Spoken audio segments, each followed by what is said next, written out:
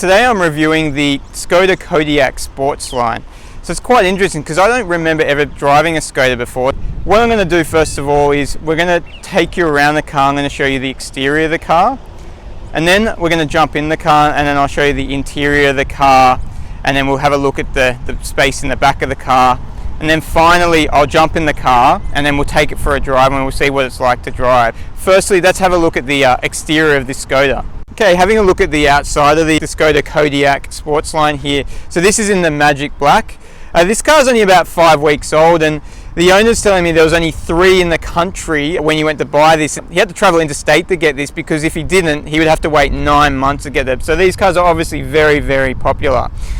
Having a look at the wheels first of all, it's got 20-inch wheels, so some big wheels on this. The rubber are 235 wide there and 45-inch high. The brakes there, you can see they're a reasonable size. They're not looking too small against those 20-inch wheels.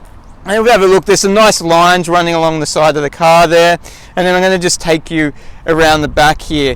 So what I like about the Skoda is it's got a bit of a unique look. Some of these SUVs, they all seem to sort of mold into the same car, and you can sometimes not really even tell the difference between them, but with the Skoda it does look a lot different. Looking at the back here, you can see the badging. Now this is the Sportsline has a special option of all the badging is in black, so you can see it there. It doesn't really stand out, but it looks good because it makes it look nice and sporty, I think, and a bit more upmarket. So there's a badging in the back there. Now with a lot of these modern cars, they've got these fake exhausts at the back here. I'm okay with the mid-tier cars having those fake exhausts there, but with the high-end cars, I just don't like the look of those fake exhausts at the back. But this is a mid-tier car, so I can deal with it on this car. Really all they are is just plastic, and the exhausts are sitting behind underneath it. You can't even actually see the exhaust, it'll be behind the bumper bar. So taking your rack around the other side of the car here and having another look, this has got roof rails on there, and this one the owner has actually decided to put some aftermarket roof racks on there because he puts things on the roof sometimes. Again, a very nice looking car, I think, from the side, and it doesn't look too big as well. It is a 7-seater, and I will show you in the back there in the 7 seats later when I show you the interior. So the front here. Now these Skodas, they come with full LED lights, which is awesome because with some of its European more expensive counterparts, that's an actual option that you have to pay for, those LED lights, but they come standard here. You can see the front sensor for the cruise controls just here as well. And as that unique sort of Skoda look, I think the front looks quite nice there with the Skoda grille. And then we'll just take you back around the side here to have a look at the side once more before we actually jump in the car and take a look at it. Walking into the Skoda, this has got proximity key. I've got the key in my pocket, just open up here, it opens up. Now it's also got these plastic guards here which help if you're actually going to hit other cars' doors, which I hope to avoid in the supermarket. It's actually a bit of a plastic protection there. The other cool thing is with Skoda, you get this with a Rolls Royce, but you've got the umbrella that comes with it and the umbrella holder in there as well, which is pretty cool, pretty unique. So let's just jump in to the car. So I get in and I'm going to turn the car on. Tells me I'm in the Sportsline, and you can see it's got the virtual cockpit there. I'll just turn the car back off again so we don't have it running. That virtual cockpit display I think looks really nice. There you've got different options that you can go through in the virtual cockpit. The one I've got at the moment, you can see obviously the navigation in front of me, and then you've got your speed, and then you've got your tachometer on the left. And then if I change the different views, so I can just have a look at my navigation, and then on the far left you've got what gear I'm in, and on the far right you can see the kilometers. You've got another view here where you can see your sort of fuel, your average fuel consumption at the moment, which is quite high. I'm surprised on that. The range, and then your speed. Then it shows you the speed, the big gauge in the middle there, and then you've got again your current fuel consumption and how much fuel left. Then you've got back to that main screen again. So a few different options, and then you might notice as well on the far left you've got the temperature there of the car, and then on the far right we can see the fuel gauge. You know, I think it's quite nice looking virtual cockpit, really good quality. So let's take a look around the cabin now. I think it's a really nice place to be. This car's got a mix of suede and leather seating. It is quite sporty, the seats. You look at them and they're definitely sporty seats. and they definitely do tuck you in nicely. The finish is reasonable. There's a bit of plastic like up here, which it feels okay. It doesn't feel too cheap, but I think they could have just maybe finished it off a bit nicer, and that would have, it looks upmarket in this cabin, don't get me wrong, but that would have even taken it up even another level. Then you've got this, which I've seen before in the new BMWs, this sort of like, it's a plastic carbon look here, and you've got it here as well, around near the door handles there. So we take you back around to the infotainment system here. This is an 8-inch infotainment system. Now, apologies for the sun, I can't really do much about it. It's making the screen look dirty, but I can tell you that this screen is one of the better quality screens I've seen. It's really crisp, really clear, and I'll show you just some of the options in here. So if we just go to the menu, you've got your options here, a heap of menu options. So you've got your radio, you've got your different media you can plug in. It's got Apple CarPlay or Android. You've got your navigation, which you saw before on the screen. So I've got navigation, I've just opened it up here. You can see the navigation, nice big navigation. We just take you back to the menu.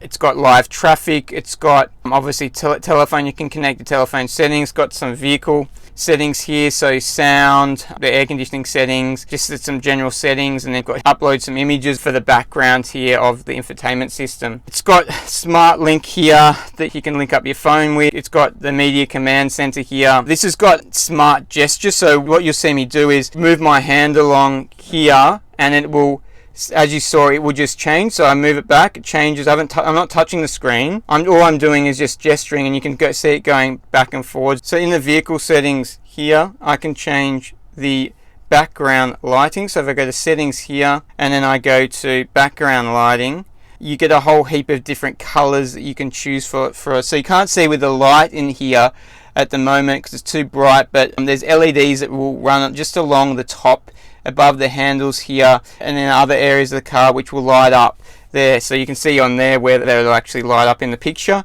and you can change different color, the brightness, and things like that in there. So that's pretty cool. You can have a look at the tire pressure. You've got a few of the driver assistance options, how you want to angle the camera for parking, and then you've got your mirror options there, the opening and close options. You've got the seats options there. You've got what your instrument cluster, sort of by default, and then the time and date, and then the units, and then you've got different things about service settings, and they're defaulting everything back to the factory settings there. So if I take you around the other parts of the cabin, so this has got climate control in it. You can see it's got dual zone climate control. You've got obviously your temperature gauges here, and then you've got all the settings for the climate control. And just a few basic buttons there, like your hazard lights and turning off your parking and turning off the auto start and stop. You've got a compartment here that you can open up. You've got your one USB port there and a cigarette lighter, and then you've got the gearbox here. It's a DSG gearbox. I'll talk a bit more about that when we go for a drive. You can see it's got the Tiptronic here. You've got the automatic parking brake here, and then you've got the different driving modes that you can drive in, and then you've got your automatic start and stop button there, and then you can turn your traction control on or off. Being a Skoda, as I've showed you already, a few little quirky things, but you can take this thing out, you just use it there. You've got your little cup holders here, you've got a coin holder there, and then we can take you and just show you quickly the center console glove box. You've got some more space down there. So we'll take you back to around the steering wheel, and it's pretty good. Everything's easy to find. You've got your volume on the left there, and then you've also got your button for going between the radio stations or the tracks. Behind us we've just got the blinkers and the Tiptronic there. On the right here, what this does is this looks at the virtual cockpit in front and can change the actual navigation, how wide view, or sort of if I want to zoom it in a bit more. You've got what I was controlling the view for, the virtual cockpits here, and then you've got your lane assist here, and then you've just got your blinkers, and then the engine start stop button here where you'd normally expect to see the key.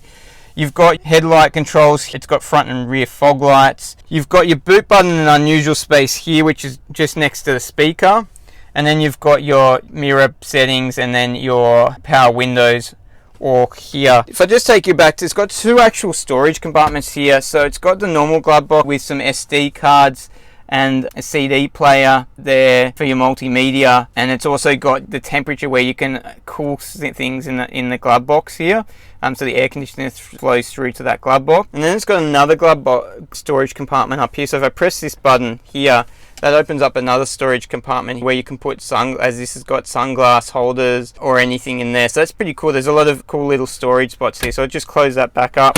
And then I'll just quickly show you up here before we show you the seat buttons. So we've got just our interior lighting and then some more storage in here for sunglasses there. We'll just have a look at the seat buttons. I'll just hop out of the car. This has got full electric seats, so you've got 3 different seating options that you can choose from, and then obviously set those options here. Then you've got the buttons here to control going forward or back, then controlling the angle of the seat, and then the lumbar support of the seat as well there. So what we'll do is we'll take you around the back and I'll show you the room in the back. In the back of the Skoda now, and you can see there's a whole lot of head space. I've got a heap of headroom here. And then if we have a look at the leg room I've got, there's a lot of leg room. So these seats are on rails, which is obviously handy for it because it's got the 2 seats in the back to give the people in the back a bit more room. So if I pull it forward here, I can go quite far forward. I don't want to go too far forward, otherwise I'll lose all that room there. But you can see if you need to put more stuff in the boot, that's another good option. By pushing these seats forward, you get more room in the boot. All right, so just want to show you now inside the back and what you get inside the back. Okay, in the back here, and there's a lot of room. It's very comfortable in here. These seats, I really like the seats in the rear here. Again, you've got that suede leather look, but they're really comfortable, sporty looking. What is also great is it comes with these privacy blinds. So if you've got kids, they're especially good. So you normally got to pay extra in the other Europeans to get this, but this comes as a standard feature in this, which is quite good. Both rear windows have that privacy blind. So putting that back, again, you've got that look which I've seen in the BMW 3 Series recently, that sort of carbon, sort of dark. I don't mind it, just gives it a bit more of a sporty look. This has got your obviously rear air conditioning in the back here, and then you've got your map holders. The drivetrain doesn't come up too much, so you've got a reasonable amount of room if you're in the rear seat here, and then you've got a 12-volt socket there. You can control the interior lighting up the top here, and then you've got your fold down middle seat with the cup holders if you want that as well. These seats will fold down in every what direction that you need to, if you need to store anything like that in here. Now what I'm going to do is I'm just going to hop into this 7th seat so you can actually see how much room there is in that 7th seat. So getting into the 7th seat, you've got to unclip here at the top, and then there's a bit of a handle here that pulls the seat forward here. So it's already done. Just before I hop in, you can see that now that those 2 seats are up there in the boot, so look pretty comfortable. Again, a bit of the suede and leather look and that sporty look. So let's take a look at how I can fit in these 7 seats. In the back here, and the headroom's good. Like, I've still got a bit of headroom. If it was a bit taller, I'm not quite 6 foot, so if I was a bit taller, I would probably start hitting my head up here, so it might get a bit tighter for a bigger adult. The legroom, I think it's going to be interesting. You'd probably have to push the seats quite forward, so this one I'll just pull it back. Here's fine. I'll show you how much room's in the back here in a second, because you can't see with the camera there, but I think an adult would need definitely those seats pushed forward to fit in here comfortably. But for a short trip, it's reasonably comfortable. I'm kind of comfortable here. I don't have any problems. I'd say I'd want to put the headrests up a bit higher because I just feel it on my back here. But for 2 kids, there's more than enough room in here. I'm just going to show you. I'm just going to bring the camera over and just show you how much room's in here so you get an idea. Just showing you, giving you a bit of a closer look in the back here. So that's where my legs are, and you can see that these seats are fully back, so you definitely need to push them further forward to fit an adult in here. But there's still a bit of room. You've got a bit of room between the two people in the back here, and so the headroom's not too bad, and you've got some light controls as well for the people in this 3rd row, and then some cup holders as well.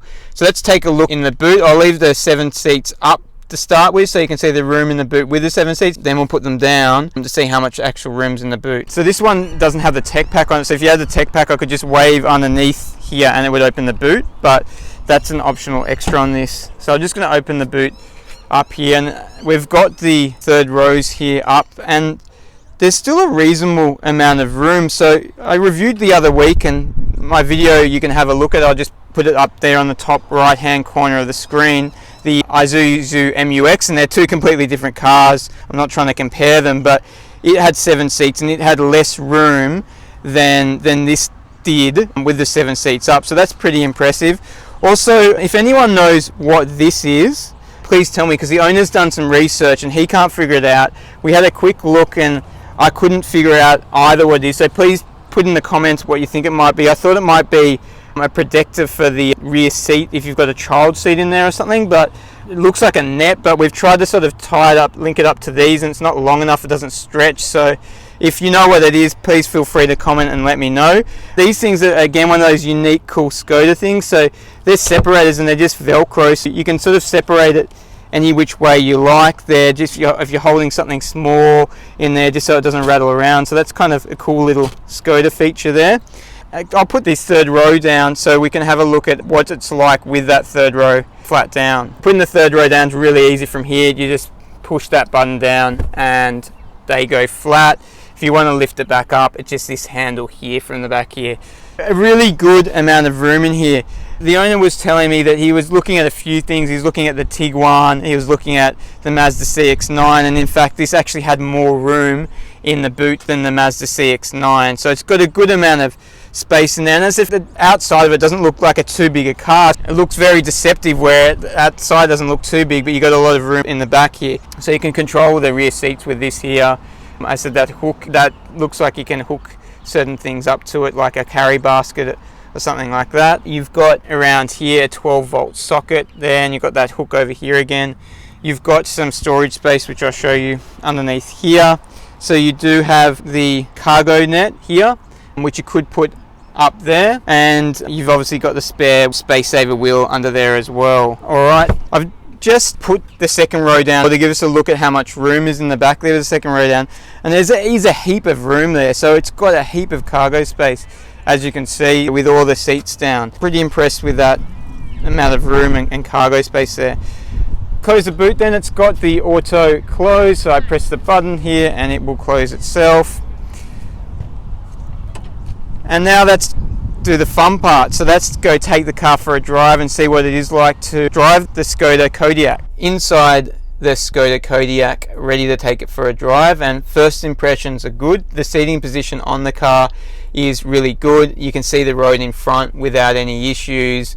Looking around the cabin, there's no major blind spot. In a lot of these mid-size SUVs, which this kind of fits into that bracket, you get a lot of, often in that last window on the left there, you get a bit of a pillar that gets in the way of your visibility, I find, but this doesn't have that, and the visibility around the cabin is quite good. Being a European car, this has got a fair bit of technology in it. To start with, you can see here it's got reverse camera here, it's got rear sensors and front sensors. It's got cruise control, so the automatic cruise control, so it will slow you down as soon as you come in the car in front of you. It's got automatic braking, it's got your traction control, which you can turn on or off. It's got the ABS braking. Lane assist is an option on this, so you have to pay extra for the lane assist on this. So yeah, it's got most of the technology that you need in the car. The ride of the car, so driving the car around, it's really good. Like, you'd think being on 20-inch wheels, it might be a bit of a rough ride around town in the city, but it's not. It's really smooth ride, rides the bumps really well. The cabin, it's a really quiet place to be. I think one of the marketing campaigns for this Skoda Kodiaq, the PR department said it was like a coffin inside to drive. Still get a tiny bit of outside noise, but it is quite a nice cabin to be in. It's quite a quiet place to be in. The turning circle of the car, it's okay. It could be a tiny bit better. You've got a few different adjustments to get around a turn sometimes if it's a bit tight. The sound system in this car I'm quite impressed with. So you can get an upgraded sound system in it. This doesn't have the upgraded sound system in it, but I can tell you what, the sound system is more than enough.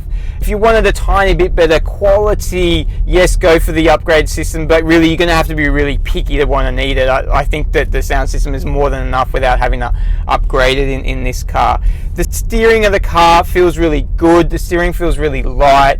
I don't feel like I'm driving a too big a car. It doesn't feel like a heavy, big car, but as I showed you before, you've got all that room in the back, and it is a 7-seater as well, so it's not a small car. As I said before, when I was in this, all the dials are fairly easy to sort of identify where everything is, and I still feel the same once driving this. Sometimes there's too many dials and you just don't know where to go when you hop into some of these cars, but everything's really like in front of you, really only an arm's length away. Everything you need's here.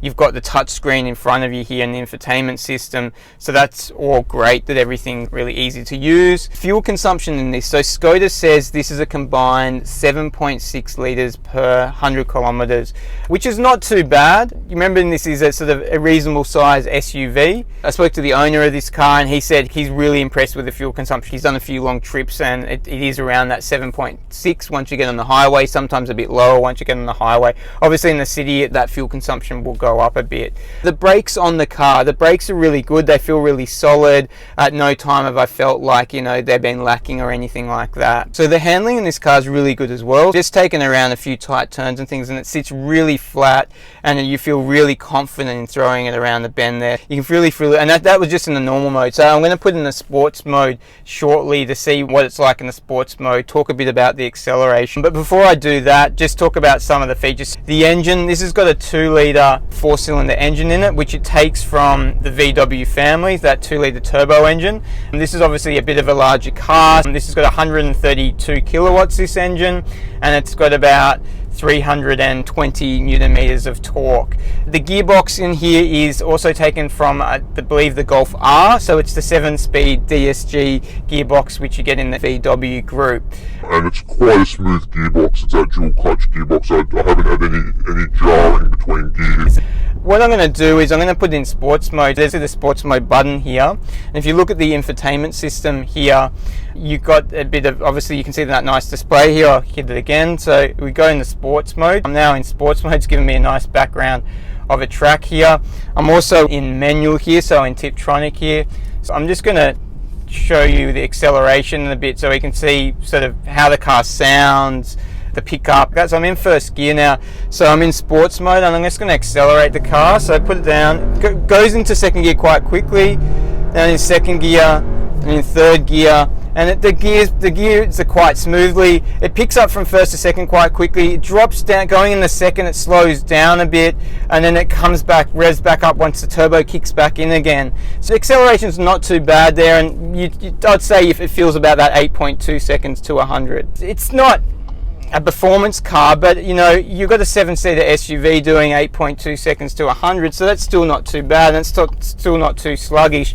What I would find driving this car and feeling the car is that if you take it on the highway, they gear these cars very well, so I always seem to find the right gear. Even going up a hill and stuff, it doesn't feel too sluggish. But I would say we've taken it, trying to overtake someone on the highway at over 100, you'd start to feel this engine is probably not big enough for the size of the car. As I said, the VW group do use this engine in more of a smaller car, but now putting this in a bigger car, I think that's where you kind of feel that this car could have a tiny bit more power on the highway, but driving around city, more than enough power, no issues with the power at all. In general, what do I think about the car? Look, I think it's a fantastic car. Like it drives very smoothly.